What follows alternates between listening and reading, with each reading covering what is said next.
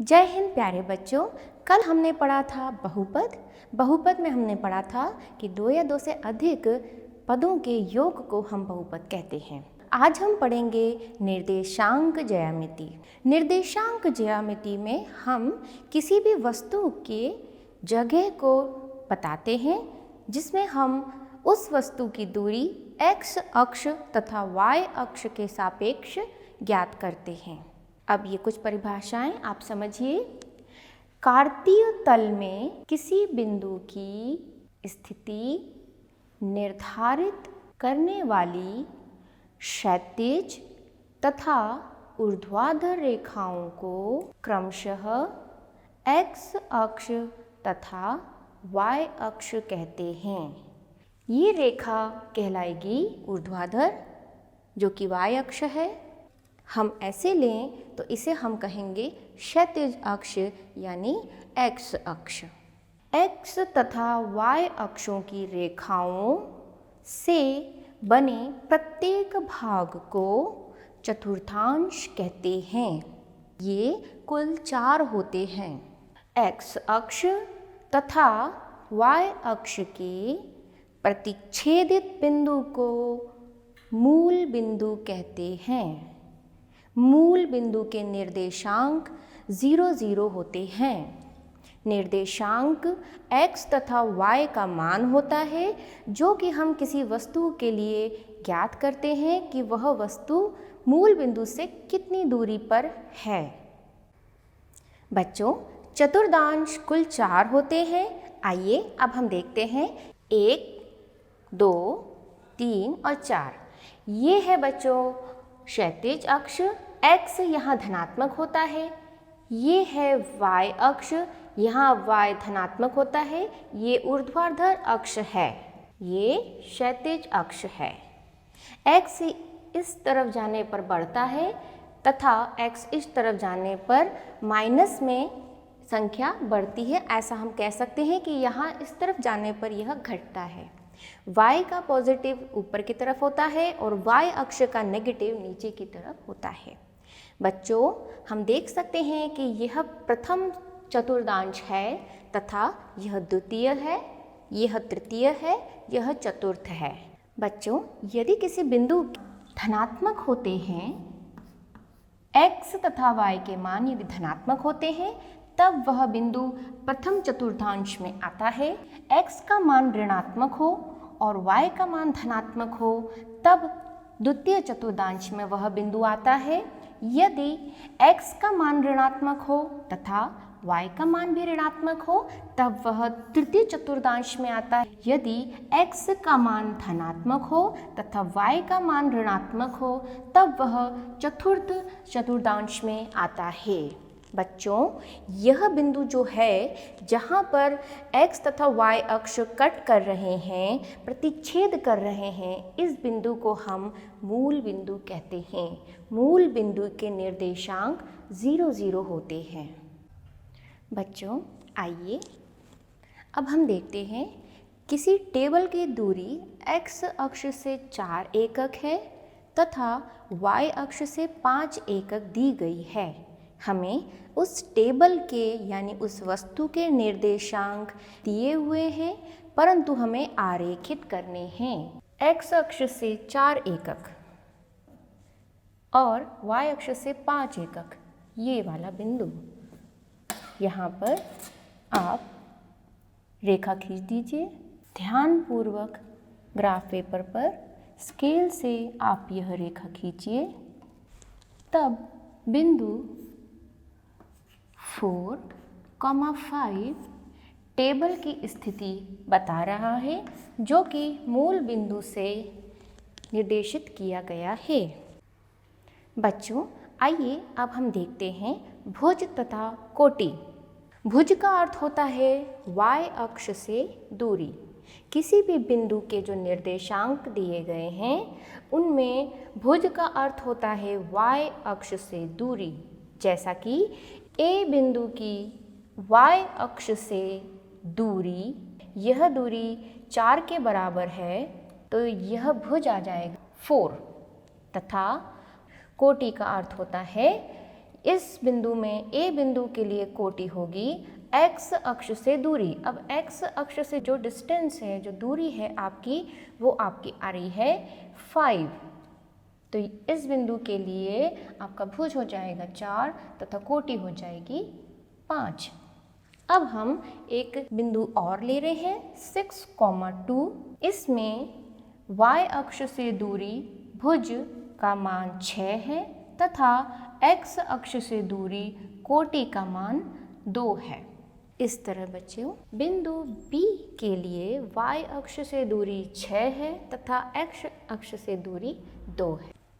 बच्चों यदि किसी बिंदु के निर्देशांक दिए गए हैं तब वह बिंदु के निर्देशांक निश्चित होते हैं। जैसे कि 3,4 यह एक ही बिंदु हमें प्राप्त होगा, 2 बिंदु हमें कभी भी प्राप्त नहीं हो सकते। जैसे कि इस उदाहरण में ए बिंदु 4,5 है। अब 4,5 5,4 अगर आप निकालेंगे तो आपको अलग बिंदु प्राप्त होगा, यही बिंदु आपको प्राप्त नहीं होगा क्योंकि इस बिंदु के निर्देशांक के अनुसार यह केवल एक ही बिंदु है।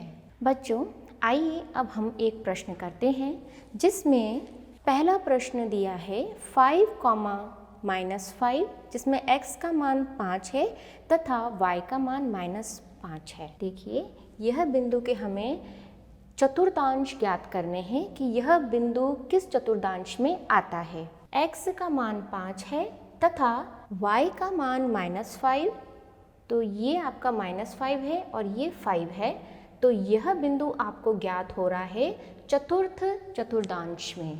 अब देखिए दूसरा बिंदु आपको दिया गया है -5 तथा -3। x का मान -5 है अतः x का मान होगा 1 2 3 4 5 -5 तथा y का मान -3, तो यह बिंदु आपको प्राप्त होगा यहाँ पर और यह तृतीय चतुर्थांश में इसका मान प्राप्त होगा। अब नेक्स्ट प्रश्न देखिए -5 तथा 2, x का मान -5 तथा 2 y का मान है 1 2, तो यह आपको बिंदु यहाँ कहीं प्राप्त हो रहा है और यह द्वितीय आपका चतुर्थांश है। अब अगला प्रश्न देखिए -3, -5 -3 x का मान है अतः 1 2 3 तथा -5 यहाँ कहीं आपको यह बिंदु प्राप्त होगा, इसका मान आएगा तृतीय चतुर्थांश, यह बिंदु तृतीय चतुर्थांश में है। ए बिंदु की आपको कोटि ज्ञात करनी है। इससे पहले अभी हमने कोटि तथा भुज पढ़ा है। ए का मान ये है जिसमें निर्देशांक 4,-4 दिए गए हैं, x का मान 4 है तथा y का मान -4 है। ए कोटि -4 होगी क्योंकि बिंदु है वह y अक्ष से -4 दूरी पर है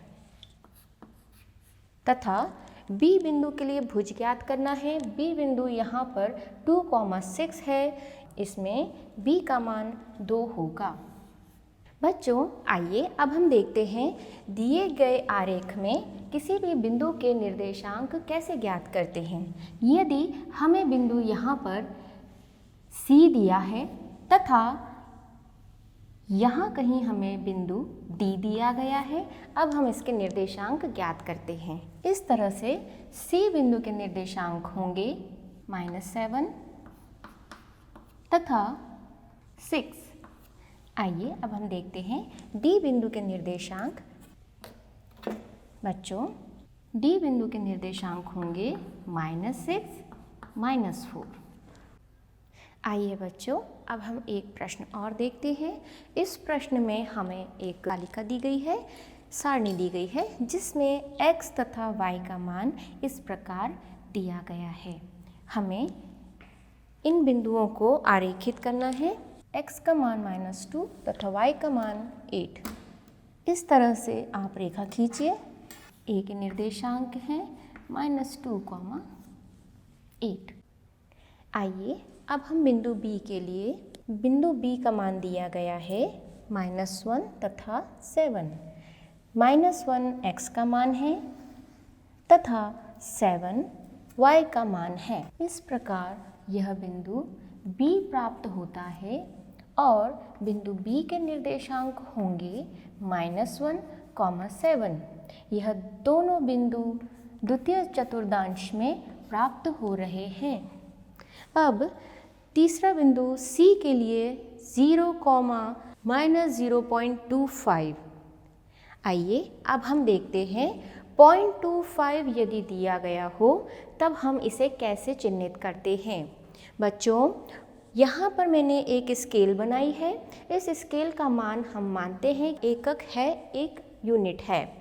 अब यदि 0.25 दिया गया है जिसका अर्थ होता है 1 का चौथाई भाग, यहाँ पर 1 का चौथाई भाग होगा यह बिंदु। आधा यदि आपको ज्ञात करना हो, आधे का अर्थ होता है 0.50। यदि 0.50 आपको ज्ञात करना है तो यह बिंदु आपका 1/2 यानी आधा होगा। यदि आपको 3/4 ज्ञात करना हो किसी एक भाग का, तब आप यह बिंदु निकालेंगे। जैसे कि मैं अभी यहाँ पर आपको x का मान 0 दिया है, सो x का मान 0 तथा y का मान माइनस में 0.25, जिसके निर्देशांक हैं 0, -0.25। आशा करती हूँ कि सभी बच्चों को यह दशमलव को चिह्नित करना आ गया है। चौथे बिंदु पर चलते हैं। चौथे बिंदु का निर्देशांक है 1, 3, x का मान 1 तथा y का मान 3। यह बिंदु D है जिसके निर्देशांक हैं 1, 3। अगले बिंदु की ओर चलते हैं। बिंदु E जिसका मान दिया गया है 3, -1, y का मान -1 तथा x का मान 3। बहुत ध्यान से करेंगे बच्चों। यह बिंदु जो हमें प्राप्त हुआ है इसके निर्देशांक हैं 3, -1 और यह बिंदु का नाम है E, जो कि हमें चतुर्थ चतुर्थांश में प्राप्त हो रहा है। आइए बच्चों, अब हम कुछ अलग तरह के प्रश्न करते हैं। जैसे कि 0, 4 दिया गया है। आपसे ये पूछा जाता है कि 0, 4 जो बिंदु है वो किस अक्ष पर प्राप्त हो रहा है। तो आइए देखते हैं। 0 x का मान है, अतः ये मूल बिंदु पर ही रहेगा तथा y का मान 4 है। इस प्रकार 1, 2, 3, 4। और यदि इस बिंदु को मैं B बोलूं, B बिंदु, तब यह B बिंदु मुझे y अक्ष पर प्राप्त हो रहा है। ध्यान दीजिएगा। जैसे कि एक और बिंदु लेते हैं D बिंदु। D बिंदु का मान है -1, 0। इसमें x का मान -1 है तथा y का मान 0 है। y का मान 0 होने पर यह बिंदु हमें D प्राप्त हो रहा है। यह बिंदु D है, यह बिंदु जिसके निर्देशांक है -1, 0 तथा यह बिंदु हमें x अक्ष पर प्राप्त हो रहा है। सभी बच्चे इस बात का बहुत ध्यान रखेंगे। 0, 4 बिंदु हमें y अक्ष पर प्राप्त हो रहा है क्योंकि इसमें x का मान 0 है तथा D बिंदु जिसका मान -1 तथा 0 है, इसमें y का मान 0 होने की वजह से यह बिंदु हमें x अक्ष पर प्राप्त हो रहा है। बिंदु A 0, 0 है। बिंदु A मूल बिंदु है। यह प्रथम, द्वितीय, तृतीय तथा चतुर्थ चतुर्थांश के अंतर्गत नहीं आएगा। यह मूल बिंदु कहलाएगा। यह चारों चतुर्थांशों में से किसी में भी नहीं आएगा। यह बिंदु 0, 0 है। अब देखते हैं C बिंदु -5, 8। इसमें x का मान -5 है तथा y का मान धनात्मक में 8 है। अब हम -5 तथा y का मान 8, यह बिंदु C बिंदु है जिसके निर्देशांक है -5, 8 तथा यह द्वितीय चतुर्थांश में यह बिंदु प्राप्त हो रहा है। अगला बिंदु -7, 6। x का मान -7 है तथा y का मान -6 है। दोनों बिंदुओं को मिलाने पर हमें बिंदु E ज्ञात हो रहा है। ई के निर्देशांक हैं -7, -6 और यह हमें तृतीय चतुर्थांश में प्राप्त हो रहा है। आइए अब अगला बिंदु देखते हैं। 8, -9, x का मान 8 धनात्मक में है तथा y का मान 9 ऋणात्मक में है। यह -9 है। इस प्रकार यह बिंदु हमें प्राप्त हुआ। f जिसका मान है 8, -9 और यह चतुर्थ चतुर्थांश में प्राप्त हुआ है। बच्चों, आइए अब हम अगला प्रश्न देखते हैं। निम्न बिंदु आरेखित कीजिए तथा क्रम से मिलाने पर आकृति का नाम बताइए। प्रथम बिंदु दिया है P -3, 2। x का मान -3 है तथा y का मान 2 है। -3 व 2 को मिलाने पर बिंदु P का मान -3, 2 है, Q का मान 6, -3 है, S का मान 2, 2 है। अब P बिंदु हमें द्वितीय चतुर्थांश में प्राप्त होगा। आइए अब हम इसे आरेखित करते हैं। प्राप्त बिंदु P है जिसका चतुर्थांश द्वितीय है। निर्देशांक -3, 2 है। Q 6, -3 के लिए x का मान 6 है धनात्मक में तथा y का मान -3 है ऋणात्मक में। आइए अब हम इस बिंदु को निर्देशित करते हैं। प्राप्त बिंदु Q है, इसके निर्देशांक 6, -3 है। S बिंदु के लिए 2, 2 x का मान 2 तथा y का मान 2 धनात्मक है। इस तरह हमें S बिंदु प्रथम चतुर्थांश में प्राप्त हो रहा है। प्राप्त बिंदु S है जिसके निर्देशांक 2, 2 है और यह प्रथम चतुर्थांश में प्राप्त हो रहा है। आइए अब हम ज्यामिति ज्ञात करते हैं। बच्चों, हम इसमें देख सकते हैं कि P, S, Q का मिलान करने पर हमें एक त्रिकोण ज्ञात हो रहा है। प्राप्त ज्यामिति त्रिभुज है। प्राप्त ज्यामिति त्रिभुज P, Q, S है। बच्चों, आइए अब हम अगला प्रश्न करते हैं जिसमें x और y एक टेबल में दिया हुआ है। अब हम इसे बिंदुकृत करेंगे। जैसे कि x का मान 2 है, y का मान 4 है, इसके निर्देशांक हैं 2, 4। द्वितीय बिंदु देखते हैं। इस तरह से लेंगे। इस तरह हमें एक बिंदु प्राप्त होगा जिसके निर्देशांक हैं 4, 2। प्रथम तथा द्वितीय बिंदु प्रथम चतुर्थांश में प्राप्त हो रहे हैं। अगले बिंदु में x का मान -3 है तथा y का मान 0 है। अतः यह बिंदु हमें x अक्ष पर प्राप्त होगा। -3 ऋणात्मक x अक्ष पक्ष की तरफ यह बिंदु हमें प्राप्त होगा। देखते हैं, यह बिंदु है और इसके निर्देशांक हैं -3, 0। अगला बिंदु देखते हैं, -2, 5।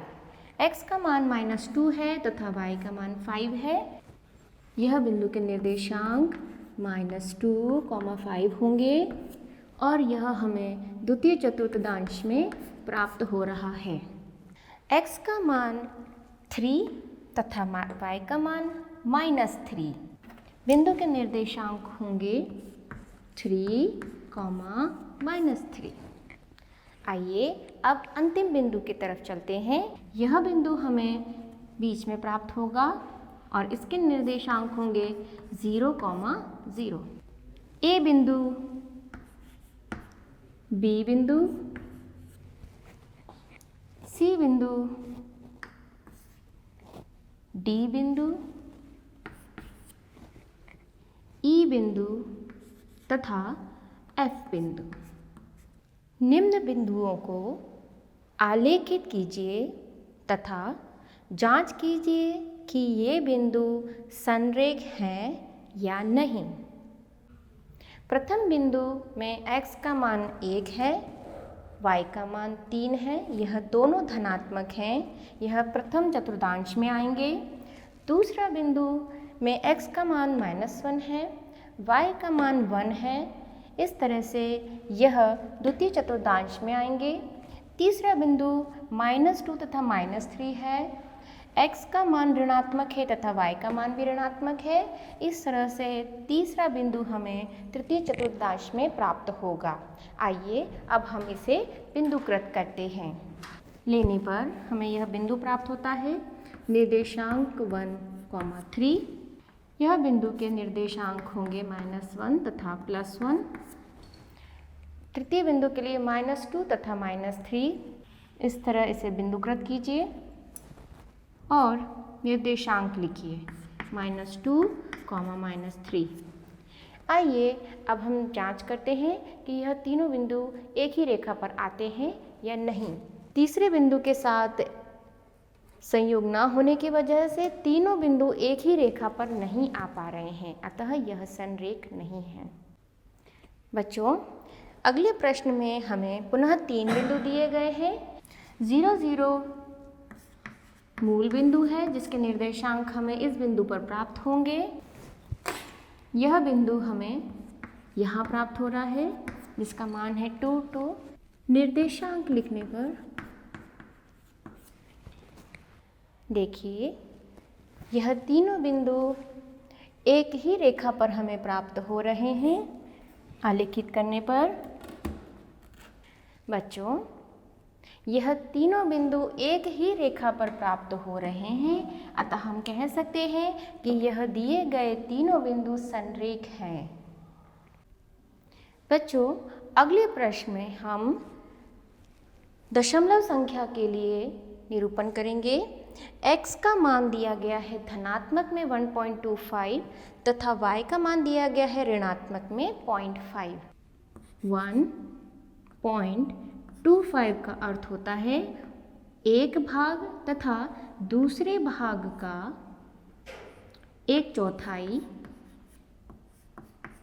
यहाँ से यदि निर्देशित करें तो हमें यह बिंदु प्राप्त होगा 1.25। निर्देशांक लिखिए। बिंदु के निर्देशांक हैं 1.25 - 0.5। आइए अब हम दूसरा बिंदु देखते हैं। दूसरे बिंदु में x का मान 0.25 है जो कि धनात्मक है तथा y का मान 1 है जो कि धनात्मक है। इस बिंदु के निर्देशांक लिखिए 0.25 तथा 1। आइए अब तीसरा बिंदु देखते हैं। तीसरे बिंदु में x का मान 1.5 तथा y का मान भी 1.5 है। यह बिंदु हमें प्राप्त हो रहा है, इसके निर्देशांक हैं 1.5, 1.5। आइए बच्चों अब हम चौथा बिंदु देखते हैं। चौथे बिंदु में x का मान ऋणात्मक है 1.75 तथा y का मान भी ऋणात्मक है 1.25। 1.75 के लिए आपको 1 से लेकर 2 तक लेना है, उसके बाद आपको 2 के बाद आपको ये 0.5 है, ये 0.2 है तथा यह भाग आपका 0.75 कहलाएगा। इसे हम 3/4 भाग कहते हैं। 3/4 भाग का अर्थ है 0.75। यहाँ से यहाँ तक 1 और यहाँ से यहाँ तक 1.75। यह बिंदु को लिखिए -1.75, -25। बच्चों, अगले प्रश्न में हमें आयत के 3 बिंदु दिए गए हैं और इस तरह हमें यह प्रथम बिंदु 3,2 प्राप्त होता है। इस तरह से यह बिंदु हमें प्राप्त होता है -4,2। बिंदु के निर्देशांक -4 तथा 5 हैं। हमें आरेखित विधि द्वारा 3, 5 प्राप्त हो रहा है। इस तरह x का मान 3 है तथा दिए गए आयत में y का मान 5 है। प्रश्न गृह कार्य के लिए करिए।